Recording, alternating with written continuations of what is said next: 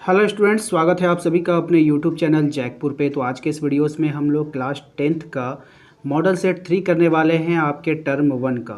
और आज के इस वीडियोस में सभी सवालों को इसी वीडियोस में याद करने का प्रयास करेंगे। सभी सवालों को ट्रिक के साथ देखेंगे, तो वीडियो काफ़ी इंपॉर्टेंट है, शुरू से लेकर अंत तक बने रहना है। यदि आप हमारे चैनल पर पहली बार आए हैं तो चैनल को सब्सक्राइब कर लीजिएगा, घंटी के बेल आइकन को दबा दीजिएगा अगली वीडियो के नोटिफिकेशन को पाने के लिए। तो चलिए स्टार्ट करते हैं। अब देखिए, हमारा जो पहला सवाल है, पहले सवाल में कहा जा रहा है कि फ्रांस की क्रांति कब हुई थी। तो फ्रांस की क्रांति कब हुई थी? ये हुई थी 14 जुलाई 1789 को। ठीक है, ये सवाल आपका बार बार रिपीट हो रहा है। ठीक है, हर एक मॉडल सेट में कहीं ना कहीं से, चाहे इधर से चाहे उधर से घुमा कर दे रहा है। इसका ट्रिक हमने पहले वाले सेट में बता दिया गया है, अगर आपने नहीं देखा है तो उसको ज़रूर देख लीजिए, आपको 1789 ठीक है हो जाएगा। वैसे हम इसके ट्रिक में यही बताए थे कि फ्रांस जो है आपका, ये फ्रांस, इसी में आपका जो है 89 आपका ट्रिक है। ठीक है, तो 89 कैसे ट्रिक निकालेंगे? अब देखिए, यहाँ पे ये जो पौ है, इस पौ से हम लोग इसको 8 बनाएंगे। ठीक है, और 9 से 9 लिखेंगे, यानी इसी नेम में जो है आपका फ्रांस की क्रांति का कोड छिपा है 1789। ठीक है, सिर्फ आपके एग्ज़ाम तक ही इस इमेजिन करके रखना है, उसके बाद फिर आप कोई बात नहीं है। ठीक है ना, आप लोग का एग्ज़ाम अच्छा से हो जाए, इसीलिए आपको ये ट्रिक से बताया जाता है, ताकि आप लोग एग्ज़ाम में अगर भूल भी जाएं।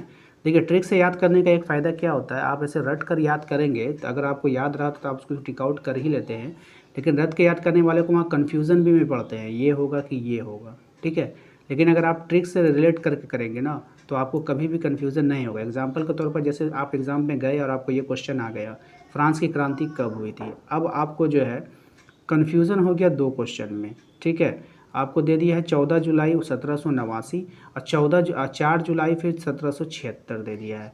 तो आपको मेरी बातें याद आएगी वहाँ पर कि आप हमने इसका जो ट्रिक था वो फ्रांस के नाम में था।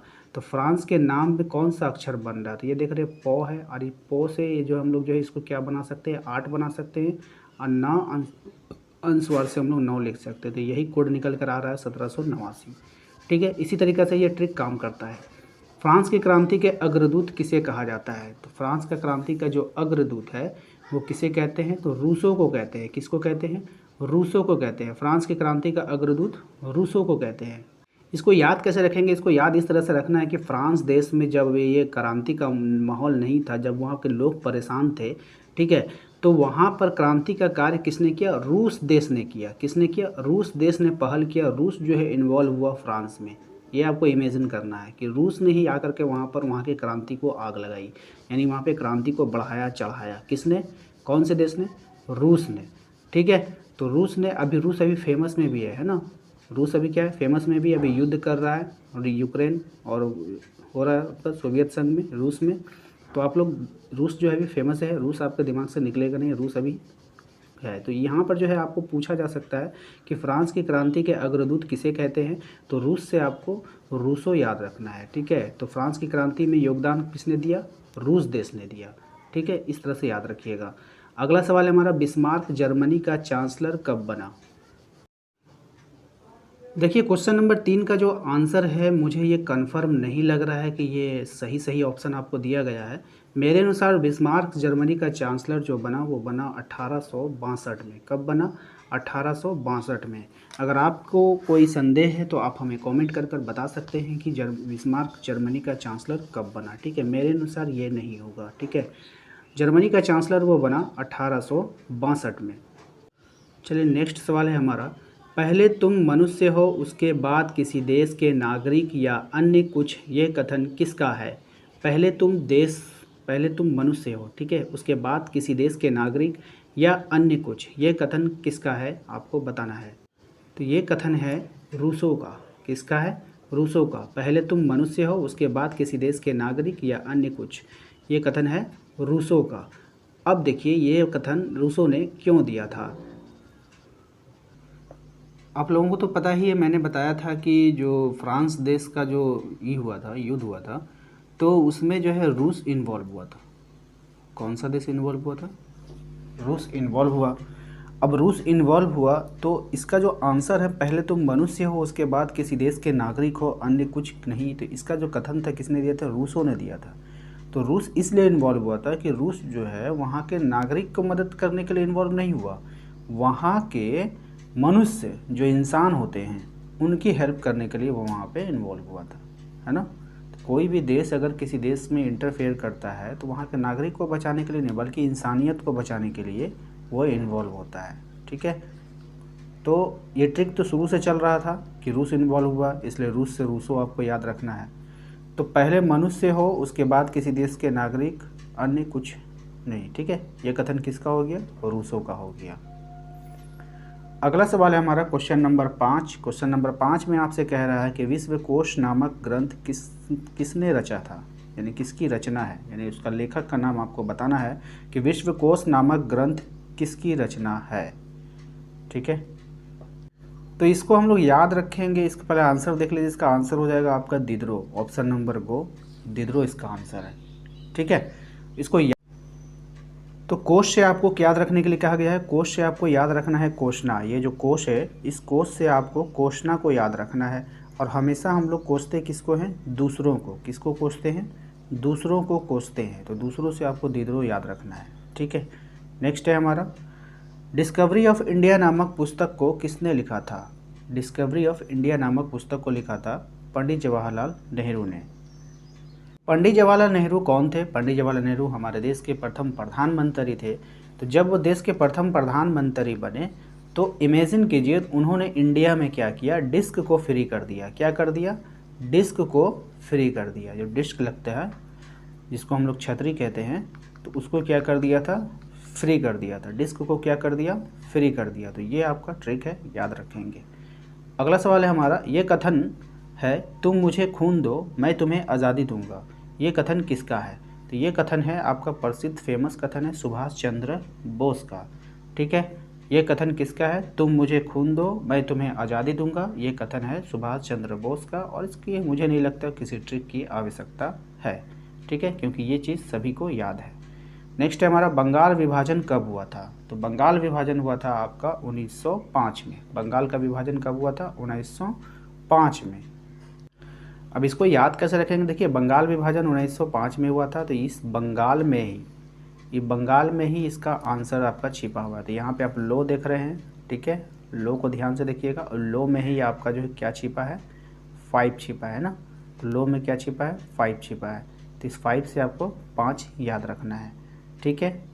ध्यान से एक बार फिर से देख लीजिए, ये लो है, तो इस लो को अगर आप ध्यान से देखिएगा इस तरह से, तो यहाँ से इसको जब आप इरेज कर दीजिएगा, ठीक है, इसको जब आप इरेज कीजिएगा तो ये 5 का आकार ले लेता है, ठीक है ना। तो यहीं पे आपको समझ में आ गया। तो ये किसका है? 5 का। जैसे उल्टा 5 बन रहा है, लेकिन आपको ध्यान में इमेजिन में रखना है कि यहाँ से 5 निकल रहा है, ठीक है। अगला था, संथाल विद्रोह का नेता कौन था? संथाल विद्रोह का नेता कौन था? तो इसका सही जवाब है सिद्धू और कान्हू। कौन था? सिद्धू और कान्हू, ठीक है। इसको याद इस तरह से रख सकते हैं कि संथाल जो होते थे, संथाल लोग बिल्कुल सीधे साधे लोग हुआ करते थे। तो उनमें जो है विद्रोह का काम कौन किया? सिद्धू और कान्हू ने, ठीक है। तो सीधे साधे लोगों से आप याद रखना है, सिद्धू और कान्हू ने, ठीक है। नेक्स्ट, खिलाफत आंदोलन के प्रमुख नेता कौन थे? खिलाफत आंदोलन के प्रमुख नेता कौन थे? Question number 10। इसका सही जवाब है आपका मौलाना मोहम्मद अली और मौलाना शौकत अली ने, ठीक है। मौलाना मोहम्मद अली और मौलाना शौकत अली ने, ठीक है। अब देखिए, यहाँ पे आपको याद रखना है जो खिलाफत आंदोलन था उनके प्रमुख नेता कौन थे? तो मौलाना मोहम्मद अली ने और शौकत अली ने। दोनों के नाम में क्या आ रहा है? लास्ट में अली आ रहा है। तो आप लोगों को अली तो एक फेमस नेम है, बहुत ऊँचा ओहदा है इनका, और ख़ास करके इस्लाम धर्म में। तो आप लोगों को याद रखना है जो अली थे वो क्या करते थे? खिलाफत आंदोलन का नेतृत्व किया था। इस तरह से याद रखना, इमेजिन रखिएगा तो आपको समझ में आ जाएगा, ठीक है। नेक्स्ट है हमारा, हमारे पर्यावरण में उपलब्ध प्रत्येक वस्तु जो हमारी आवश्यकताओं को पूरा करने में प्रयुक्त की जा सकती है, जिसको बनाने के लिए प्रौद्योगिकी उपलब्ध है, जो आर्थिक रूप से संभव और सांस्कृतिक रूप से मान्य है, उसे क्या कहते हैं? सीधी सी बात है, इतनी लंबी बात पढ़ने की आवश्यकता नहीं कि जो हमारी आवश्यकताओं को पूरा करने में सक्षम होता है उसे हम क्या कहते हैं? संसाधन कहते हैं। बस इतना सा बात है, इसको याद रखना है, ठीक है। अगला सवाल आपसे पूछ रहा है कि भूमि निम्नीकरण में किसकी भूमिका नहीं है? यानी कि मिट्टी के कटाव में, भूमि निम्नीकरण का जो मिट्टी के कटाव होता है, मिट्टी की जो बर्बादी होती है, वनों को काटने से होता है, बिल्कुल होता है। खनन से होता है, बिल्कुल होता है। अति पशुचारण यानी पशुओं का वहाँ पर खूब चरण होगा तो मिट्टी का कटाव उससे भी होगा। अब ये कह रहा है मधुमक्खी पालन, बताइए मधुमक्खी पालिएगा तो मिट्टी के से क्या मतलब है, ठीक है ना। तो मिट्टी से उसको कोई भी मतलब नहीं है, तो मधुमक्खी पालन जो है इसमें से बिल्कुल जो है यही आंसर आपको होगा। नेक्स्ट है हमारा, भारत के कुल क्षेत्रफल का कितना प्रतिशत भाग मैदानों के रूप में पाया जाता है, ठीक है। तो कितना प्रतिशत भाग पाया जाता है, 43%। कितना प्रतिशत, 43%। इसको याद कैसे रखना है, तो इसको याद रखने का सबसे आसान तरीका यही है कि आप इसको याद इस तरह से रखिए कि आपके पास भारत में 43, ठीक है, 43 बीघा ज़मीन है, ठीक है। क्या है, 43 बीघा ज़मीन है, या फिर आप इसको जैसे भी आप बीघा में या फिर और कोई चीज़ में आप याद रख सकते हैं, ठीक है ना। चाहे स्क्वायर फीट में याद रखिए, चाहे फिर किलोमीटर में याद रखिए, जिस तरह से, लेकिन बीघा ही ज़मीन को नापा जाता है बीघा में। तो आप याद रखिएगा 43 बीघा आपके पास ज़मीन है, जो कि किसके लिए है, मैदानी ज़मीन है ना, पूरा प्लेन है, ठीक है। तो इस तरह से याद रखिएगा, याद रहेगा आपको एग्ज़ाम तक। लौह अयस्क किस प्रकार का संसाधन है, क्वेश्चन नंबर 14 है, लौह अयस्क किस प्रकार का संसाधन है, ठीक है। तो देखिए नवीकरण जो संसाधन होता है उसको हम लोग बार बार यूज़ कर सकते हैं, ठीक है, तो वो नवीकरण होता है, ठीक है। प्रवाह से तो कोई मतलब नहीं, जैव से कोई मतलब नहीं, तो ये क्या है, अनवीकरणीय है। अगर इसका आप एक बार इस्तेमाल कर लीजिएगा तो इसको आप दोबारा इस्तेमाल नहीं कर पाइएगा। अगला है हमारा कि गुलाबी सिर वाली बत्तख किन जातियों में शामिल है। तो गुलाबी सिर वाली जो बत्तख है वो लुप्त जातियों में शामिल है। लुप्त जातियाँ वो होती है जो ख़त्म हो चुकी है, यानी कि अब दिखाई नहीं पड़ेगी, ठीक है, वो लुप्त हो चुकी। तो आप सीधी सी बात बताइए ना, गुलाबी सिर वाला बत्तख आप लोग देखे हैं, बताइए आप लोग देखे हैं, नहीं देखे हैं तो बस वो लुप्त है। क्यों नहीं देखें, क्योंकि वो लुप्त है, गुप्त है, लुप्त गुप्त, ठीक है। गुप्त मतलब क्या, छिपा हुआ, तो ये लुप्त गुप्त, ठीक है। अगला सवाल है हमारा कि भारत में जैव विविधता को कम करने वाले कारक कौन है। तो भारत में जैव विविधता को कम करने वाले कारक कौन है, चलिए इसके ऑप्शन को पढ़ते हैं। वन्य जीव के आवास का विनाश, यानी वन्य जीव जो होते थे, वो जंगल में जो जानवर रहते थे उनके रहने के ठिकानों को विनाश कर देना। पर्यावरण प्रदूषण एवं दवा नल, ठीक है, पर्यावरण को आप प्रदूषण कर रहे हैं। वन्य जीव को मारने या शिकार करना, ठीक है। तो ये सब उपरोक्त में से सभी, तो उपरोक्त में से सभी इसका आंसर होना चाहिए, क्योंकि ये सभी कारक जो है जैव विविधता को कम कर देता है, ठीक। अगला है चिपको आंदोलन किससे संबंधित है, मृदा को अपरदन से रोकने के लिए, नहीं इससे भी नहीं है, वनों की कटाई को रोकने के लिए, ऑप्शन नंबर को, क्योंकि चिपको में क्या होता है, चिपक जाते थे लोग, क्या करते थे, पेड़ों से जा कर के चिपक जाते थे और उसको काटने नहीं देते थे, यही है चिपको आंदोलन, ठीक है। तो वनों की कटाई से संबंधित है। जल की कमी के क्या कारण है, बताइएगा, जल की कमी के क्या कारण है, ठीक है। ऑप्शन है आपके, अति शोषण यानी उसको बहुत ज़्यादा शोषण करना, अत्यधिक प्रयोग करना, समाज के विभिन्न वर्गों में जल का असमान वितरण, उपरोक्त में से सभी। तो ऑप्शन नंबर घो इसका सही जवाब होगा, उपरोक्त में से सभी। टांका क्या है, 19 नंबर, टांका क्या है, तो टांका जो है आपका पीने के पानी को संग्रहित करने का भूमिगत टैंक है। तो टो से टांका, टो से टैंक, टो से टांका, टो से टैंक, याद रखेंगे। नेक्स्ट है हमारा, सन 2025 तक कितने लोगों के जल की कमी झेलने की भविष्यवाणी की गई है। सन 2025 तक कितने लोगों की जो है ज़मीन को झेलने की भविष्यवाणी की गई है, तो ये हो जाएगा आपका 20 करोड़ लोगों की, ऑप्शन नंबर क, ठीक है, याद रखेंगे। अब देखिए यहाँ पर क्या है, 20 करोड़ भी है और 20 लाख भी है, तो दोनों में से किसी एक को याद रखना है आपको। तो यहाँ पर ट्रिक की आवश्यकता पड़ती है, तो चलिए आपको बताते हैं कैसे आपको याद रखना है। देखिए 2025 तक कितने लोगों को जल की कमी झेलनी पड़ेगी, तो 25 करोड़, तो यहाँ 20 करोड़, सॉरी 20 करोड़ होगा, तो 20 करोड़। इसको याद रखेंगे कि 2020 में यदि आप लोगों ने जल का संरक्षण, जल का बचाव करो, 2020 में क्या करो, 20 में जल का बचाव करो, वरना 25 में क्या होगा, जल की कमी झेलनी पड़ेगी। 20 में जल का बचाव करो, ये सब 20 क्या है, 2020, ठीक है ना। 20 में जल का बचाव करो, वरना 25 में क्या करना होगा, जल की कमी झेलना होगा। 3-4 बार अपने मन में इसको दोहरा लीजिए, 20 में बचाव करो, वरना 25 में इसको जल की कमी झेलना पड़ेगा। करोड़ से आपको करोड़ याद रखना है, 20 करोड़, ठीक है। नेक्स्ट है, हम किसी देश की प्रति व्यक्ति आय की गणना कैसे कर सकते हैं। हम किसी देश की प्रति व्यक्ति आय की गणना कैसे कर सकते हैं, तो इसका सही जवाब है आपका ऑप्शन नंबर को, किसी देश की कुल आय को कुल जनसंख्या से भाग देकर। हमने आपको बताया था पहले भी, ये क्वेश्चन रिपीट हो चुका है, इसका मतलब ही ये क्वेश्चन इंपॉर्टेंट है, ध्यान रखिएगा। नेक्स्ट है, वे देश जिनकी 2017 में प्रति व्यक्ति आय $12,056 प्रति वर्ष या उससे अधिक होती है, तो वह देश निम्न में से किस श्रेणी के अंतर्गत आता है। तो वह देश जो है विकसित देश के अंतर्गत आता है। किस में आता है? विकसित देश के अंतर्गत आता है। ठीक है, याद रखेंगे। $12,056 प्रति वर्ष या उससे अधिक होगा तो वह देश किस देश में आएगा? विकसित देश में शामिल हो जाएगा। ठीक है, अगला है हमारा सतत विकास का उद्देश्य क्या है। सतत विकास का उद्देश्य क्या है, इसका सही जवाब होगा आपका ऑप्शन नंबर ग, विकास वर्तमान के लिए एवं आने वाली पीढ़ी दोनों के लिए होना चाहिए। सतत विकास यानी कि, अब हम समझेंगे इसको ट्रिक के साथ। ठीक है, यहाँ पे आपको कह रहा था सतत, सतत, सतत का मतलब आपको हम समझा देते हैं। सतत का मतलब हो गया चलते रहना, चलते रहना, रुकेगा नहीं। ठीक है, चलते रहेगा। तो सतत विकास का मतलब यही ना हुआ कि विकास वर्तमान के लिए हो, यानी हम लोगों के लिए भी हो, और हमारे आने वाली पीढ़ियों के लिए, हमारे आने वाली नस्लों के लिए हो, यानी बाल बच्चे होंगे, उसके बाल बच्चे होंगे, सब के लिए विकास सेम होना चाहिए। ठीक है, अब लाल किला बना तो ऐसा थोड़ी गांधी जी लोग कल घूम रहे थे, अब हम लोग भी उसका इस्तेमाल कर रहे हैं। ठीक है ना, उसी प्रकार से सतत मतलब जारी रहना, सतत मतलब जारी रहना, तो वो विकास क्या होगा? वर्तमान के लिए भी होगा और आने वाली पीढ़ियों के लिए भी होगा। तो याद रखिएगा, निम्नलिखित में से किस राज्य की साक्षरता दर सबसे अधिक है। आपको बताना है किस राज्य की जो है साक्षरता दर सबसे अधिक है। तो ये सबसे फेमस क्वेश्चन है केरल राज्य की, इसको ध्यान में रखिएगा। साक्षरता दर अधिक है केरल राज्य की, और इसको याद रखने का ट्रिक यही है कि केरल राज्य के लोग करेला ज़्यादा खाते हैं। केरल के लोग क्या खाते हैं?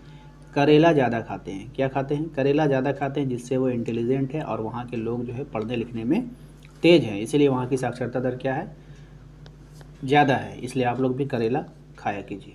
ठीक है, नेक्स्ट है हमारा, यदि एक देश की प्रति व्यक्ति आय 500 रुपया है तथा जनसंख्या 5000 है तो देश की कुल आय निम्न में से क्या होगी। ठीक है, देश की प्रति व्यक्ति आय जो है वो 500 है और जनसंख्या जो है वो 5000 है, तो उस देश की कुल आय कितनी होगी। तो इसको आप मल्टीप्लाई कर दिए, 5 × 5 = 25 हो जाएगा, और उसके बाद आपका 3 जीरो यहाँ, 2 जीरो यहाँ, 5 जीरो लग जाएगा। ठीक है, समझ में आ गया आपको। नेक्स्ट है हमारा, निम्न में से कौन सी क्रियाकलाप द्वितीय क्षेत्र के अंतर्गत आते हैं। कौन सा क्रियाकलाप द्वितीय क्षेत्र के अंतर्गत आते हैं। तो इसका सही जवाब हो जाएगा प्राकृतिक उत्पादों के विनिर्माण के द्वारा बदला जाता है। प्राकृतिक उत्पादों को विनिर्माण के द्वारा बदला जाता है, तो ये हमारा द्वितीय क्षेत्रक में आएगा। ठीक है, द्वितीय क्षेत्रक हमने बता दिया। प्राथमिक क्षेत्रक क्या हो गया? प्राथमिक क्षेत्रक हो गया जो हम लोग प्रकृति से प्राप्त करते हैं, पेड़ पौधे वन्य जीव। ठीक है, उसके बाद आता है द्वितीय क्षेत्रक। द्वितीय क्षेत्रक में क्या होता है? फैक्ट्री आती है लगभग, वो क्या कहते हैं? प्रोडक्शन करती है। तो प्राकृतिक उत्पादों को विनिर्माण के द्वारा बदला जाता है। तो हम लोग जैसे कोई चीज़ को खरीद, प्राकृतिक उत्पादों को लाए, उसके बाद उसको पैकिंग किए, ये किए वो किए, उसको स्टॉक किए, तो ये सब द्वितीय क्षेत्रक में आएगा। तृतीय क्षेत्रक में सेवा क्षेत्र आ जाता है, इसको याद रखिएगा। अगला सवाल है हमारा, परछन बेरोजगारी का मतलब ऐसी स्थिति है जहां लोग, ठीक है, जहां लोग नियोजित है लेकिन उत्पादकता शून्य है, तो ये होगी परछन बेरोजगारी। परछन, इसको समझेंगे थोड़ा अच्छे से। ठीक है, परछन यानी कि कुछ क्षण, परछन मतलब कुछ क्षण, कुछ क्षण बेरोजगारी। ठीक है, यानी लोग तो नियोजित होते हैं, लोग देखिएगा कि लोग कुली जो है स्टेशन पर बैठे हैं, कुली जो है स्टेशन पर बैठे हैं, आपको लग रहा है कि वो काम कर रहे हैं, लेकिन जब उसको काम थोड़ा बहुत मिलता है, ठीक है, अब वहाँ पे एक को मिला सामान ढोने के लिए, बाकी 4 बैठा है, तो वही सब हो गया परछन बेरोजगारी। ठीक है, अगला सवाल है, 14 तथा 15 वर्ष की आयु के स्कूल जाने वाले बच्चों का उस वर्ग के कुल बच्चों के साथ प्रतिशत क्या कहलाता है। ठीक है, तो ये होगा निवल उपस्थित अनुपात। क्या कहलाएगा? निवल उपस्थिति अनुपात।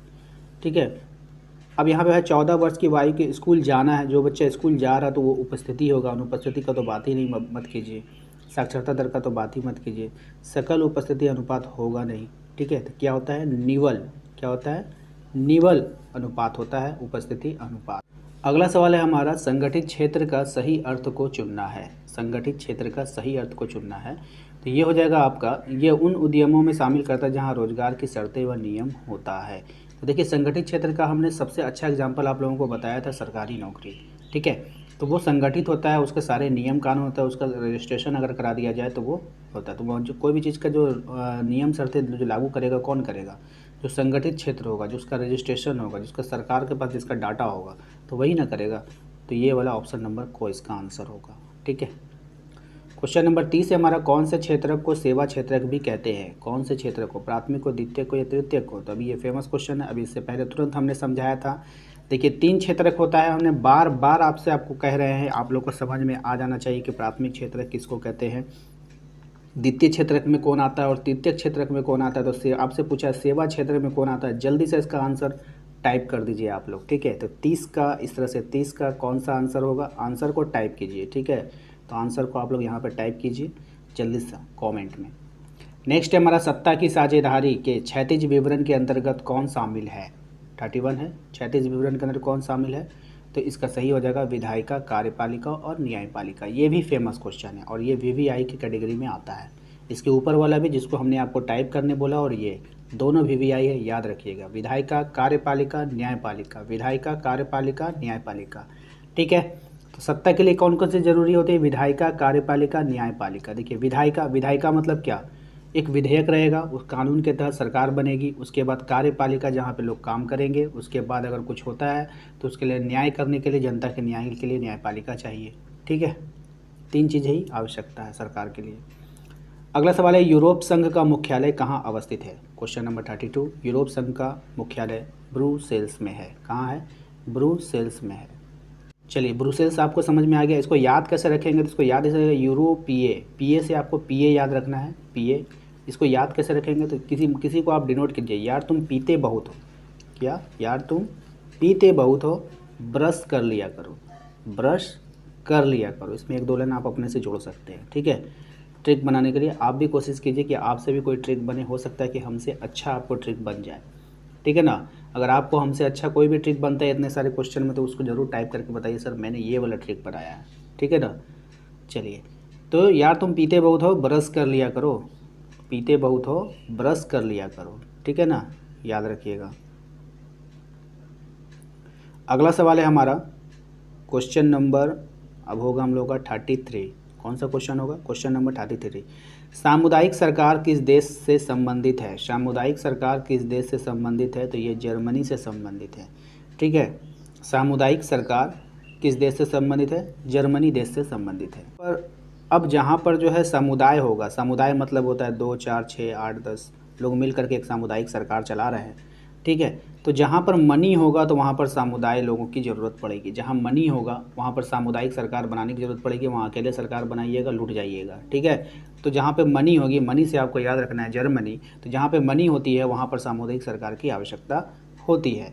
बेल्जियम में डच भाषा बोलने वाले ये आबादी कितने प्रतिशत है बेल्जियम में? तो ये है 59%। कितने परसेंट? 59%। तो बेल्जियम में डच भाषा बोलने वालों का जो प्रतिशत है वो 59% है, याद रखिएगा इसको। अगला सवाल है हमारा, सत्ता की साझेदारी, सत्ता की साझेदारी के ऊर्ध्वाधर वितरण में निम्न में से कौन संबंधित है? तो इसका सही जवाब हो जाएगा ऑप्शन नंबर ख, केंद्र सरकार, राज्य सरकार, स्थानीय सरकार। तो सत्ता की साझेदारी के ऊर्ध्वाधर वितरण में कौन सा शामिल होगा? सबसे पहले सेंट्रल जो दिल्ली में बैठा है, उसके बाद जो यहाँ पे आप जिस राज्य में रहते हैं वो राज्य, ठीक है। उसके बाद है आपका स्थानीय सरकार, जो जिला होता है आपका, जिला में भी एक सरकार गठन किया जाता है जिसको एसडीओ लोग या डीसी लोग हैंडल करते हैं। तो यहाँ से आपको तीनों प्रक्रिया आपको समझ में आ गई है, 3 प्रक्रिया के द्वारा होता है, तो केंद्र, राज्य और स्थानीय सरकार, ठीक है। नेक्स्ट है हमारा, इनमें से कौन संघ सूची के विषय हैं? तो इनमें से कौन संघ सूची के विषय हैं? तो प्रतिरक्षा, विदेशी मामले और बैंकिंग, ठीक है। तो संघ सूची, देखिए संघ सूची होता है, राज्य सूची होता है, समवर्ती सूची होता है। तो आपसे पूछेगा शिक्षा किस सूची के अंतर्गत आता है? शिक्षा समवर्ती सूची के अंतर्गत आता है। ये आपका फेमस क्वेश्चन है, याद रखिएगा। शिक्षा किसके अंतर्गत आता है? तो समवर्ती सूची के अंतर्गत आता है।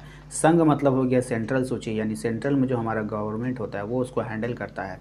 तो कौन प्रतिरक्षा यानी देश की रक्षा को कैसे करना है, ये सब इंडियन आर्मी चलाती है, जिसको हैंडल करेगा सेंट्रल गवर्नमेंट। विदेशी मामले में देश के साथ विदेशों में कैसे विदेशों के साथ डील करना है, किस देश का साथ देना है, किस देश का साथ नहीं देना है, ये सब मामला कौन देखेगा? संघ देखेगा, यानी सेंट्रल देखेगा। ठीक है। बैंकिंग क्षेत्र का भी सारा जो रिकॉर्ड होता है या बैंक पर जो नियंत्रण रखेगा कौन रखेगा, राज्य सरकार नहीं रखती है, कौन रखता है, सेंट्रल गवर्नमेंट रखता है, यानी संघ रखता है। ठीक है, याद रखिएगा इसको। नेक्स्ट है हमारा क्वेश्चन नंबर 37, हमारे देश में राजभाषा हिंदी को बोलने वाले को प्रतिशत कितनी है। तो हिंदी बोलने वाले का प्रतिशत आपको बताना है, तो कितना है आपका 40% लोग क्या करते हैं, हिंदी बोलते हैं। 40% लोग क्या करते हैं, हिंदी बोलते हैं। ठीक है, तो देखिए आप लोगों को याद रखना, जो लोग हिंदी बोलते हैं उन लोग, वो लोग चाय बहुत पीते हैं। इस तरह से याद रखिएगा, जो लोग हिंदी बोलते हैं वो लोग चाय बहुत पीते हैं, और चाय से आपको 40 याद रखना है। हिंदी बोलने वाले लोग क्या ज़्यादा पीते हैं, चाय पीते हैं। हिंदी बोलने वाले लोग क्या पीते हैं ज़्यादा, चाय पीते हैं। फिर से बोलिएगा, हमारे साथ रिपीट कीजिए, हिंदी बोलने वाले लोग क्या पीते हैं ज़्यादा, चाय पीते हैं, और चाय से आपको 40 याद रखना है। नेक्स्ट है हमारा, भारत की अनुसूचित भाषाओं में झारखंड की कौन सी भाषा शामिल है। फेमस क्वेश्चन, बार बार रिपीट हो रहा है, तो वीवीआई कैटेगरी में इसको रखा जाएगा। तो भारत की अनुसूचित भाषाओं में कौन सी भाषा है, अभी बार बार आप लोग पढ़ रहे हैं, संथाली भाषा। ऑप्शन नंबर घ, याद रखिएगा इसको, संथाली भाषा को बार बार ये क्वेश्चन रिपीट हो रहा है, इसका मतलब है कि ये क्वेश्चन इंपॉर्टेंट है और आपको एग्जाम में देखने को मिल सकता है। 39 है, पंचायतों में महिलाओं के लिए कितने प्रतिशत आरक्षण का प्रावधान किया गया है। तो पंचायतों में महिलाओं के लिए 50% आरक्षण का प्रावधान किया गया है। अब देखिए, पंचायत में महिलाएं हैं, पंचायत है, कोई भी पंचायत होता है तो उसके जो उस सदस्य होते हैं, तो अब सदस्य होता है तो पहले क्या होता था, पंचायत जब बैठती थी तो महिलाओं के खिलाफ़ ही कोई बयान दिया जाता था, है ना। महिलाओं के खिलाफ़ ही कोई फैसला लेता, कभी कोई महिलाओं को डायन कह देता था, कभी कोई महिलाओं को छुआछूत की दृष्टि से देखता था, कभी कोई महिलाओं को किसी तरह आरोप लगाकर उसको मार दिया करते थे। इसलिए जो है सरकार ने कानून लाया कि अब पंचायत में भी महिलाओं को 50% आरक्षण रहेगा, यानी जितने मर्द होंगे उतने औरत भी होंगे, जितने पुरुष होंगे उतने महिला भी होंगे, ताकि महिलाओं के साथ अत्याचार ना हो सके। आधा आधा में बंटवारा कर दिया गया है, तो ये बात आपको ध्यान में रखना है, 50%। ठीक है। नेक्स्ट, भारत में वास्तविक विकेंद्रीकरण की दिशा में एक बड़ा कदम उठाया गया था कब। भारत में वास्तविक विकेंद्रीकरण की दिशा में एक बड़ा कदम कब उठाया गया था, तो ये हुआ था 1992 में। 1992 में हुआ था, भारत में विकेंद्रीकरण की दिशा में एक बहुत बड़ा कदम उठाया गया। तो याद रखिएगा इसको। चलिए, उम्मीद करते हैं कि आपको आज का ये वीडियो अच्छा लगा है, तो प्लीज़ वीडियो को लाइक कर दीजिएगा। चैनल पे यदि पहली बार आए तो चैनल को सब्सक्राइब कर देना है, घंटी के बेल आइकन को दबा देना है अगली वीडियो के नोटिफिकेशन को पाने के लिए। और हमारा टेलीग्राम चैनल का लिंक आपको वीडियो के डिस्क्रिप्शन में मिल जाएगा, तो उसे ज़रूर ज्वाइन करके रखिए। Thank you.